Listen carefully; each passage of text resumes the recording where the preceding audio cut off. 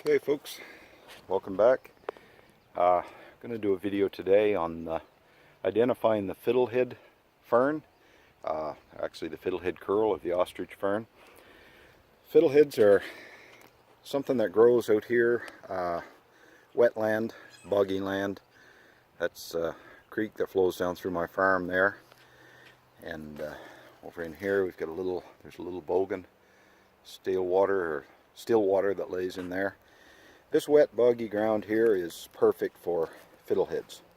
Now, if you take a look right here, there's an actual fiddlehead plant.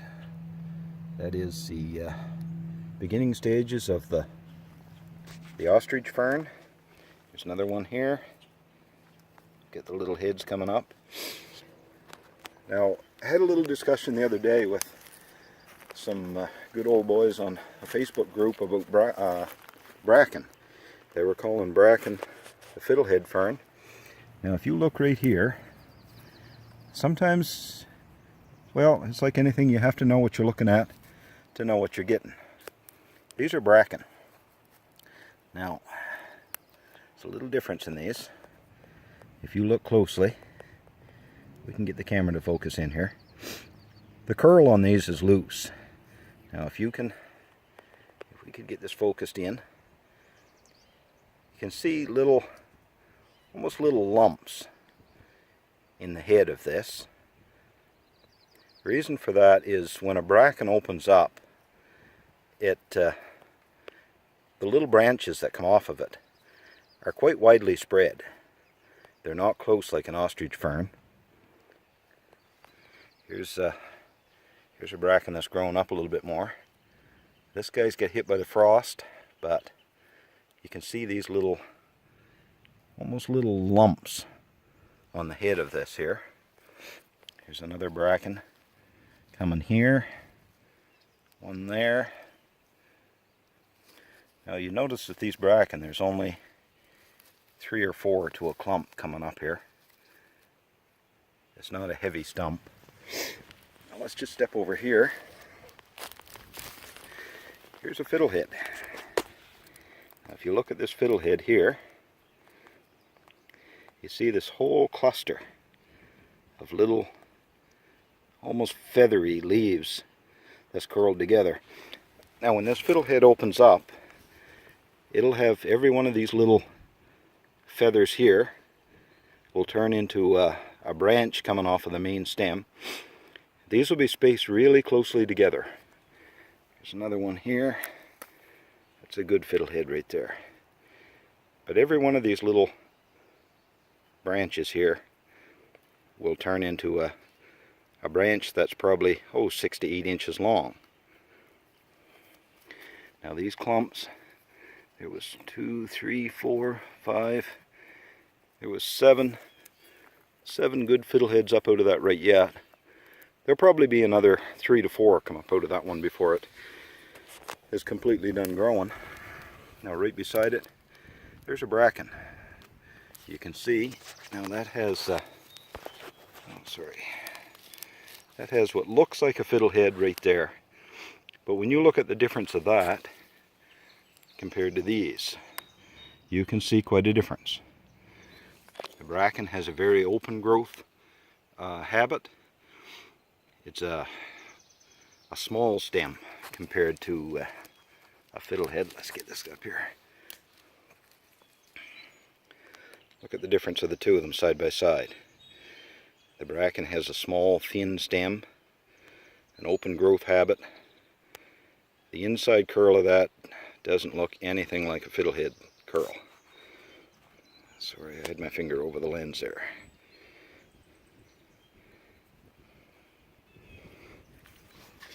Now these fiddleheads, when these stems are mature, the ferns of these will be, some of these ferns here, well, you can see them here in the background. There's some of these stems here will be almost head high when they're done growing, and you can see from the mature stems here. This is the little curl that was coming off of the head. These will open up Some of these in the midsummer, they'll be 6 to 8 inches long coming off of that stem. But that's the origins of them right there. That little feather coming off of that head. The bracken, in this part of the country at least, you won't see bracken much over waist high. But these fiddleheads, they'll be, some of them will be right up level with a man's head. I'm just going to walk over here and look at the difference in growth of some of these.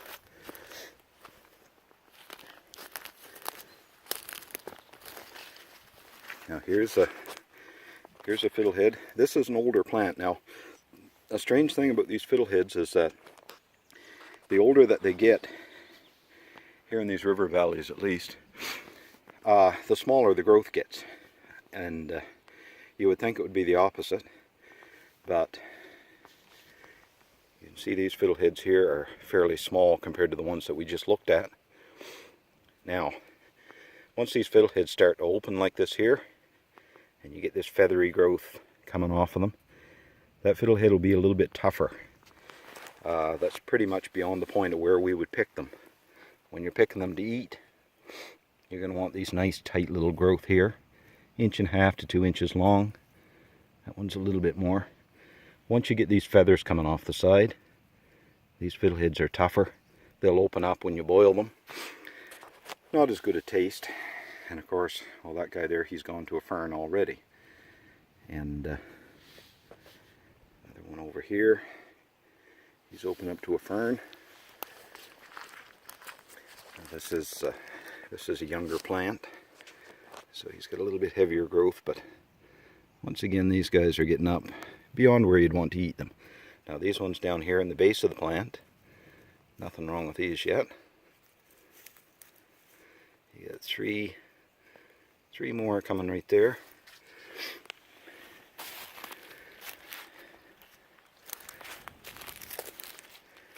There's a good healthy plant here. You got one guy that's almost beyond what you want to use, but the rest of these, there's nothing wrong with that. Fiddleheads have a taste of their own. Some people compare them to asparagus. Some people compare them to different foods. They have a taste all their own. And in the springtime of the year, the natives in this part of the country, they'd head for the river valleys, and this is what they were after. These little winter foods, first green food of spring. That guy's tucked back underneath that old blown-in tree. But these are some of the plants that you'll find fiddleheads around. Now here's another staple right here. Dogtooth violet. Some people call these trout lily. They've got a yellow blossom. That one there isn't quite opened yet. You've got the leaves of these are used in salads. It's got a taste somewhat similar to a fresh garden pea.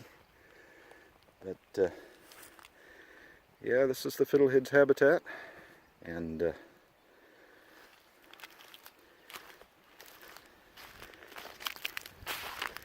another growth of them up in here.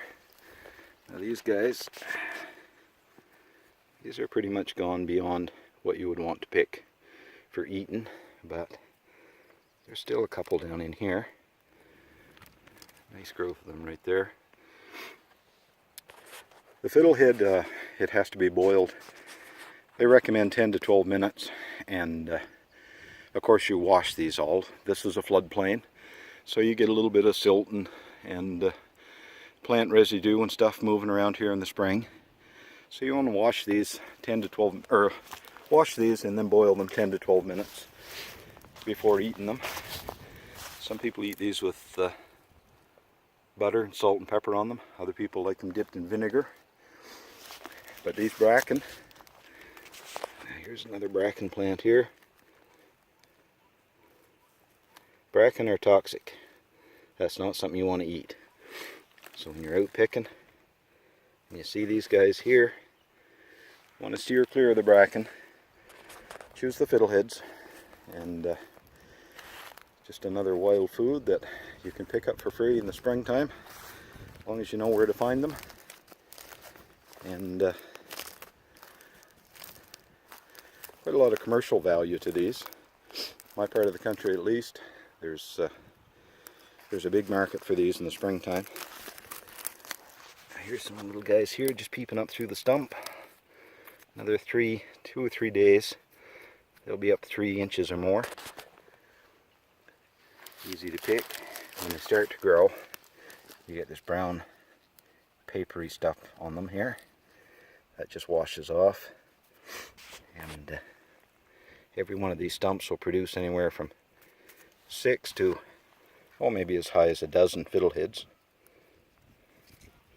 These little guys here will be through here in a couple of days.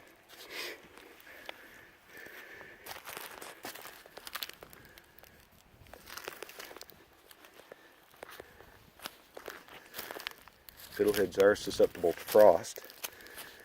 If they're up and you get a heavy frost, well, not even a heavy frost, you get frost at night, it will brown them a little bit. You don't want to eat the frosted ones. Now if you look at this clump right here, you can see this discoloration right here. It's been darkened by the frost.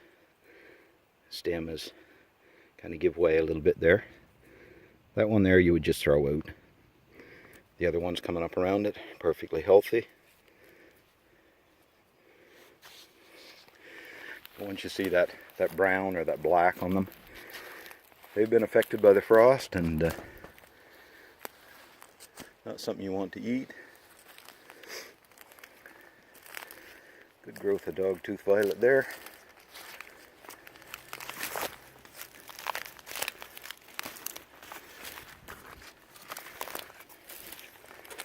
Looking over here, you can see the length that some of these ferns have got up to.